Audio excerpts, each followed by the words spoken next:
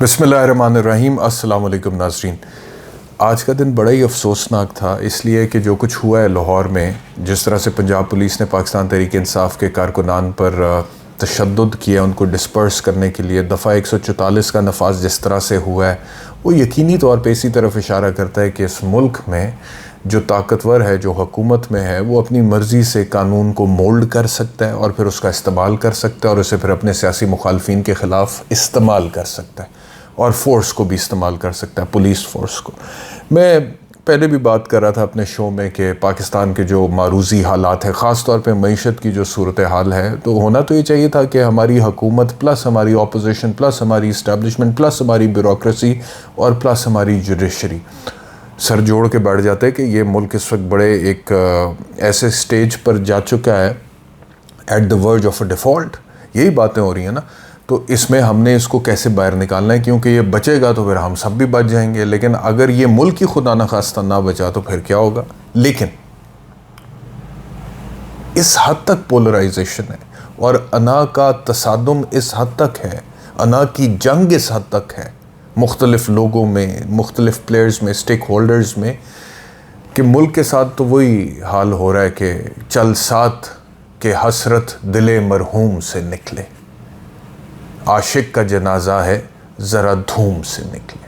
یعنی کہ آپ یہی کر رہے ہیں، اینڈ میں جنازہ دھوم سے نکال رہے ہیں۔ اللہ معاف کرے اس ملک کی معیشت کا اور اس ملک کے مختلف اور چیزوں کا۔ مطلب کہ جو باتیں ہیں، میں اب پہلے بھی عرض کر چکا ہوں کہ جی قرضہ 55,000 ارب پہ چلا گیا ہے، ہمارا ڈالر دیکھیں 280 کے قریب ہے، GST 18% پہ، بجلی کا ریٹ بڑھ گیا، پیٹرول کا ریٹ بڑھ گیا، مہنگائی نے 50 سال کا ریکارڈ توڑ دیا، شرح سود ریجن میں سب سے زیادہ آپ کی ہے، سری لنکا سے بھی زیادہ آپ کی ہے جو کہ ڈیفالٹ کر چکا ہوا ہے۔ آپ کے آبی ذخائر 40% کمی کا شکار ہیں، آپ کے پاس آبی ذخائر 3 دن کے ہیں، ڈیولپ کنٹریز میں 40 سے 90 دن کے ہوتے ہیں۔ آپ کی انڈس واٹر ٹریٹی کو ہندوستان توڑنے کے در پہ ہے، اس کی گراؤنڈ بنا رہا ہے۔ IMF کے چنگل میں آپ پھنسے ہوئے ہیں، بالکل ان کے سامنے فقیر بن کے، بیکاری بن کے، کشکول پکڑ کے کھڑے ہوتے ہیں، سر جھکا کے کہ پلیز انسٹالمنٹ دے دو نہیں تو ہم ڈیفالٹ کر جائیں گے۔ وہ کہتا ہے بھائی پھر یہ کچھ کر لو، اور میں پہلے بھی کہہ چکا ہوں کہ ڈرو اس وقت سے جب IMF آپ کو بولے کہ اپنے ڈیفنس بجٹ میں بھی کٹوتی کر دو۔ پھر کیا کرو گے؟ ڈیفنس کی بنیاد پر تو ملک کھڑا ہے، ہندوستان کو آنکھیں دکھاتے ہو، مسلم دنیا میں آپ کا ایک نام ہے۔ بہرحال زر مبادلہ کے ذخائر کدھر ہیں؟ تو یہ ساری وہ باتیں ہیں جن کے اوپر فوکس ہونا چاہیے۔ لیکن فوکس کیا ہے جی؟ فوکس یہ ہے، وہ عمران خان نے کہا نا جی، ویسے عمران خان کے اوپر بھی پیمرا کی پابندی ہے، الیکٹرانک میڈیا میں عمران خان کی کوئی تقریر نشر نہیں ہو سکتی، اس کا کوئی سٹیٹمنٹ چل نہیں سکتا۔ یہ بھی کمال نہیں ہے ویسے؟ آپ سوچیں ذرا، کہاں ہوتا ہے یہ ملکوں میں، سویلائزڈ ملکوں میں؟ the former prime minister of this country and the guy who's considered the most popular politician in the country right now, and who's considered the prime minister in waiting.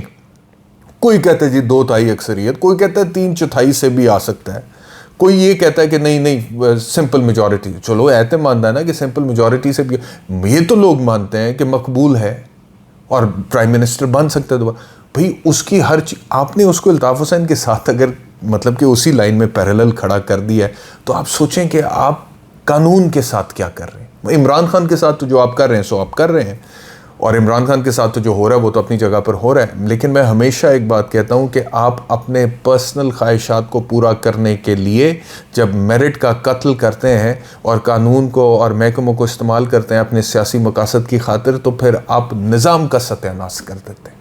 وہاں پہ پھر آپ بالکل ایک انارکی، جنگل کا قانون ہو جاتا ہے۔ تو نقصان عمران خان اکیلے کا نہیں ہے، نقصان تو ملک کا ہے، نقصان سسٹم کا ہے، نقصان آپ کا ہے، نقصان میرا ہے، 22 کروڑ عوام کا ہے۔ کیونکہ اگر خان کے ساتھ یہ ہو سکتا ہے، جو سابق وزیر اعظم ہے، جو اتنا پاپولر ہے، جس کو ہلکی سی خراش بھی آئے گی تو پوری دنیا میں ہیڈ لائنز بن جائیں گی، آپ مجھے بتائیں پھر ایک پاکستانی کے ساتھ کیا ہو سکتا ہے، جو ایک عام پاکستانی ہے، جس کی کوئی پہنچ نہیں، کوئی رشوت نہیں دے سکتا، کوئی سفارش نہیں، اس کے ساتھ ایک SHO کیا کرتا ہے؟ کئی دفعہ کہہ چکا ہوں نا میں۔ تو یہ اس چیز کو ڈپکٹ کرتا ہے۔ بہرحال کہنے کا مقصد یہ ہے کہ خان صاحب دی آج کل ایسی کوئی سٹیٹمنٹ بھی الیکٹرانک میڈیا پہ نہیں چلا سکتے ہیں، اور عجیب بات ہے یار، کمال ملک ہے یار۔ میں کہتا ہوں سلوٹ کرنے کو دل کرتا ہے کہ یہ پابندی لگے ہوئے کتنے دن ہو گئے اور ابھی تک اس کے حوالے سے جو ہے نا کوئی ڈیولپمنٹ سامنے نہیں آئی ہے۔ لیکن بہرحال عمران خان صاحب یہ فرماتے ہیں سوشل میڈیا پہ، جو انہوں نے تقریر ان کی نشر ہوئی ہے، انہوں نے کہا جی کہ کیونکہ صدر نے 30 اپریل کی ڈیٹ دے دی تھی الیکشن کی، تو اب الیکشن میں تو ٹائم بڑا کم رہ گیا, تقریباً کوئی 50 دن رہ گئے. انہوں نے کہا تو الیکشن کیمپین کرنا ہمارا رائٹ ہے, جو کہ ہے, اس میں کوئی دوسری رائے نہیں ہے. تو ہم نے جی ریلی نکالنی ہے, ہم نے ریلی نکالنی تھی, ہم نے پنجاب پولیس کے ساتھ میٹنگ کی ہے. یہ آن ریکارڈ انہوں نے کہا ہے کہ پنجاب کی پولیس کے ساتھ ہم نے میٹنگ کی ہے, انہوں نے ہمارے ساتھ پورا لائے عمل طے کیا, اس کے مطابق ہم نے ریلی نکالنی تھی, اس کے مطابق ہم نے ریلی نکالی ہے. لیکن جس دن صبح ریلی نکالنی تھی اس دن صبح دفعہ 144 کا نفاذ حکومت پنجاب نے کر دی.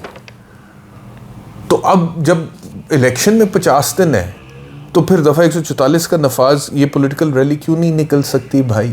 یہ جو ایڈیشنل چیف سیکرٹری ہوم ہے شکیل احمد صاحب, انہوں نے لکھا now therefore I Shakeel Ahmad additional chief secretary home government of the Punjab home department in exercise of powers vested in me under section 144 of the code of criminal procedure do hereby prohibit all kinds of assemblies, gatherings, sit-ins, rallies, processions, demonstrations, jalsas, dharnas, protests and such like other activities within the territorial jurisdiction of District Lahore اور 7 دن کے لیے. یعنی کہ نہ کوئی جلسہ ہو سکتا, نہ جلوس ہو سکتا, نہ ریلی نکل سکتی ہے, کچھ بھی نہیں ہو سکتا 7 دن کے لیے ضلع لاہور میں. وجہ انہوں نے بتائی جی کہ سیکیورٹی تھریٹ ہے اور ٹریفک ڈسرپٹ ہوتی ہے, ٹریفک کے مسائل ہوتے ہیں, سیکیورٹی کا تھریٹ ہے, پبلک نیوسنس ہوتی ہے. اچھا جی چلو یہ بھی مان لیا کہ یہ تھے مسائل.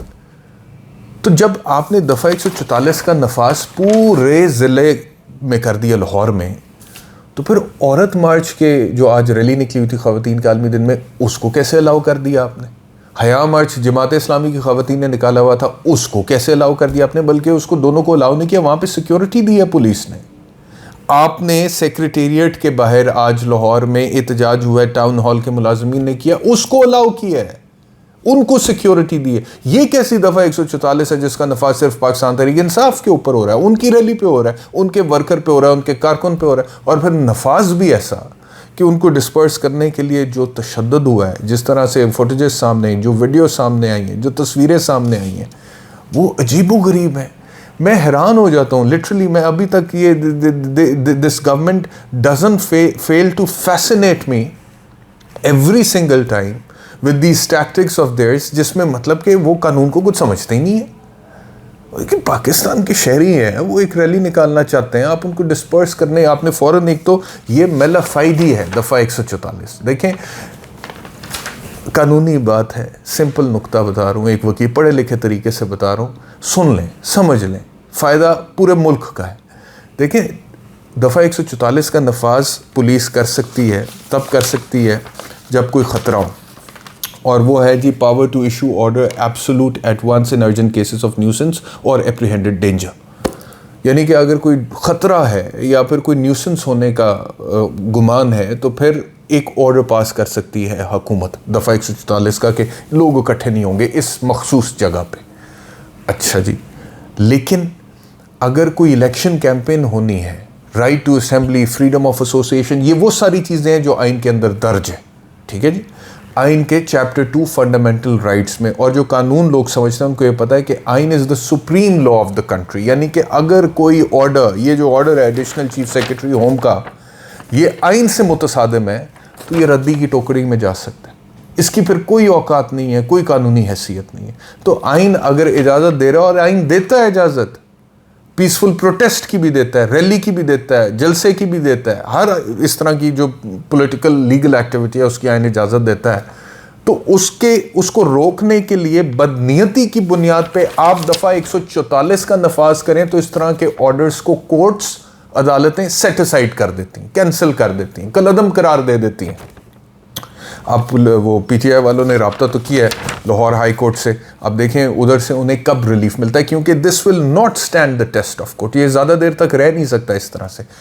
جو عمران خان پہ پابندی ہے پیمرا نے لگائی ہوئی ہے کہ اس کی کوئی تقریر نہیں چلے گی, that will also not stand the test of court. وہ بھی زیادہ دیر نہیں رہ سکتا. آپ دیکھیے گا کہ وہ ختم ہو جائے گا, نہیں تو ملک میں تو پھر بالکل ہی عجیب و غریب صورتحال ہو جائے گی نا. De facto martial law type ہی ہو جائے گا کہ کوئی حقوق ہی نہیں ہے, سول رائٹس نہیں ہے, نہ کوئی بول سکتا ہے, نہ کوئی اس کو سن سکتا ہے. رائٹ ٹو انفارمیشن, اس کا حق بولنا ہے بھائی, ہمارا حق سننا ہے بھائی. ہم وہ بول سکتا ہے, یہ آئین اس کو اجازت دیتا ہے, ہم سن سکتے ہیں, ہمارے پاس انفارمیشن کا رائٹ ہے, رائٹ ٹو انفارمیشن ہے, اس کے اوپر باقاعدہ قانون موجود ہے. تو آپ اس کو جو ہے کرب نہیں کر سکتے تھرو پیمرا, تو اس کے اوپر عدالت کوئی فیصلہ سنا دے گی. لیکن سوال ایک ہے, سوال یہ ہے کہ عدالت تو چلو فیصلہ سنا دے گی، معزز عدالت، اس میں کچھ دن بھی لگ سکتے ہیں. چلو پیمرا والا معاملہ جو ہے اس میں عمران خان کا ذاتی طور پہ کیا نقصان ہونا ہے، سوشل میڈیا کے اوپر وہ پھر بھی اپنی کیمپین چلا رہے ہیں. لیکن یہ جو دفعہ 144 والا سین کیا ہے اور اس کی آڑ میں جس طرح پاکستان تحریک انصاف کے کارکنان پہ تشدد کیا، اس میں جو ایک ہلاکت ہوئی ہے، وہ لڑکا جس کا نام علی بلال ہے، وہ پی ٹی آئی آفیشیل کا جو ٹویٹر اکاؤنٹ ہے اس کے اوپر میں نے دیکھا اس کی 1 دن یا 2 دن یا 3 دن پہلے کی انہوں نے ایک ویڈیو لگائی ہوئی ہے اس کی ہلاکت کے بعد شیئر کی ہے، کہ جس میں وہ وطن سے محبت کا اظہار کر رہا ہے. ایک گانا پیچھے لگا ہوا ہے اور وہ ناچ رہا ہے اور وہ جھوم رہا ہے اور وہ گا رہا ہے اور وہ وطن سے محبت کا اظہار کر رہا ہے. بھئی وہ بیچارہ جاں بحق ہو گیا، وہ مارا گیا، غریب آدمی تھا، اس کا کوئی خون کی قیمت تھی، اس کے بھی گھر میں کوئی ماں باپ، کوئی بہن بھائی، کوئی بچے ہو سکتے. وہ واپس آ سکتا ہے؟ وہ تو نہیں آ سکتا.